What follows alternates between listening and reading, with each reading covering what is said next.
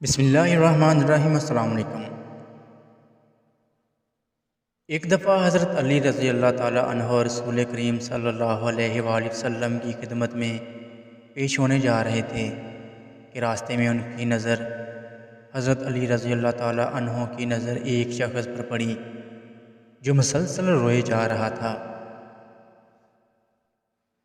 حضرت علی رضی اللہ تعالیٰ عنہ شیر خدا نے اس بندے سے رونے کا سبب پوچھا تو اس نے بتایا کہ میں بہت ہی بڑا گناہ کر بیٹھا ہوں، مجھے اللہ تعالیٰ کے عذاب سے ڈر لگتا ہے،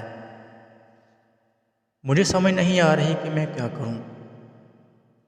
آپ حضور اکرم صلی اللہ علیہ وآلہ وسلم کی خدمت میں میری معافی کی سفارش فرما دیں۔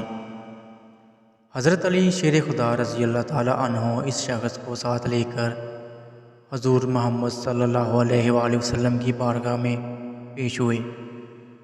جب حضرت علی رضی اللہ تعالیٰ عنہ حضور اقدس صلی اللہ علیہ وآلہ وسلم کے سامنے گئے تو حضرت علی زار و قطار رو رہے تھے۔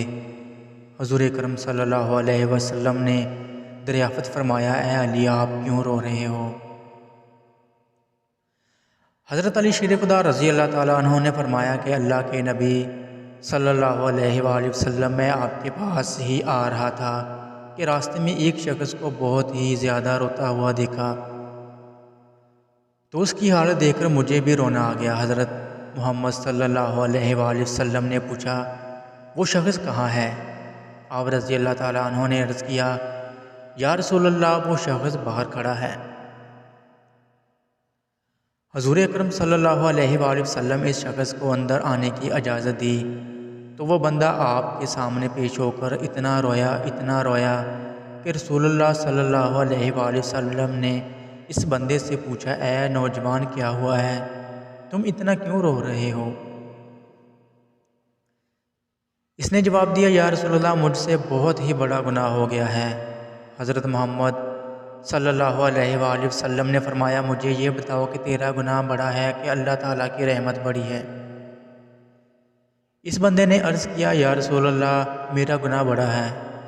پھر آپ نے فرمایا کہ تیرا گناہ بڑا ہے کہ خدا کی قدرت بڑی ہے۔ اس نے عرض کیا، یا رسول اللہ صلی اللہ علیہ وآلہ وسلم میرا گناہ بڑا ہے۔ حضرت محمد صلی اللہ علیہ وآلہ وسلم نے فرمایا کہ کیا تو نے شرک کا ارتکاب کیا ہے؟ بندے نے عرض کیا، یا رسول اللہ میں نے شرک کا ارتکاب نہیں کیا۔ حضور نے فرمایا، کیا تو نے کسی بندے کو قتل کیا ہے؟ اس نے کہا کہ اللہ کے نبی میں نے کسی کو بھی قتل نہیں کیا۔ حضور نے فرمایا کہ پھر تم نے کون سا ایسا گناہ کیا ہے جس کی وجہ سے تم اتنا زیادہ رو رہے ہو؟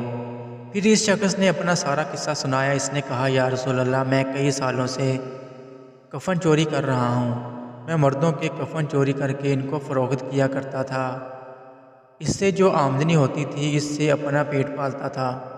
کہنے لگا کہ کچھ دن پہلے ایک لڑکی دفن کی گئی، میں نے اپنی عادت کے مطابق اس کا کفن اتارا اور وہاں سے جانے لگا تو مجھ پر شیطان غالب آ گیا۔ اس نے میری نیت بدل دی، میں نے اس لڑکی کے ساتھ زنا کیا۔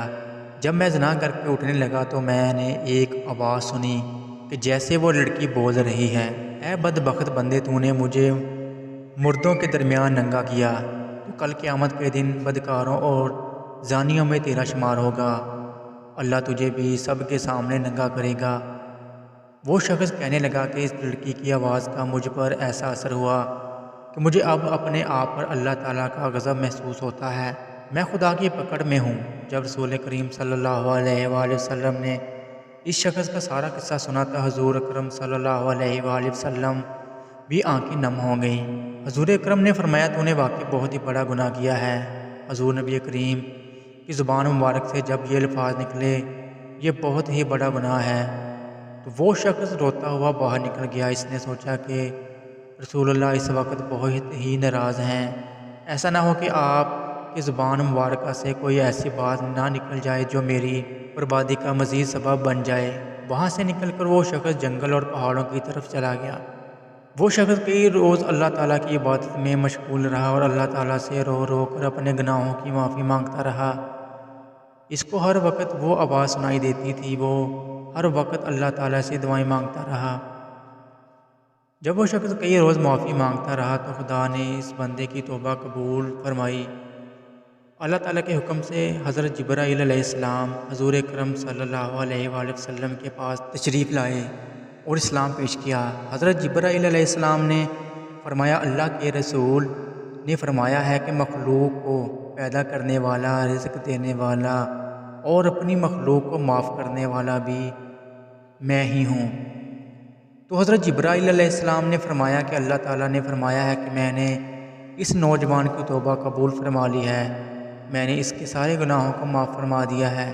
پھر اللہ کے رسول صلی اللہ علیہ وآلہ وسلم نے ایک صحابی کو اس شخص کے پاس بھیجا کہ اس شخص کے پاس جا کر اس کو یہ بتاؤ کہ اللہ تعالیٰ نے تیری توبہ قبول فرما لی ہے، اللہ تعالیٰ نے تیرے سب گناہوں کو معاف فرما دیا ہے۔ اللہ تعالیٰ ہم سب کو نیک بننے کی توفیق عطا فرمائے۔ اللہ حافظ۔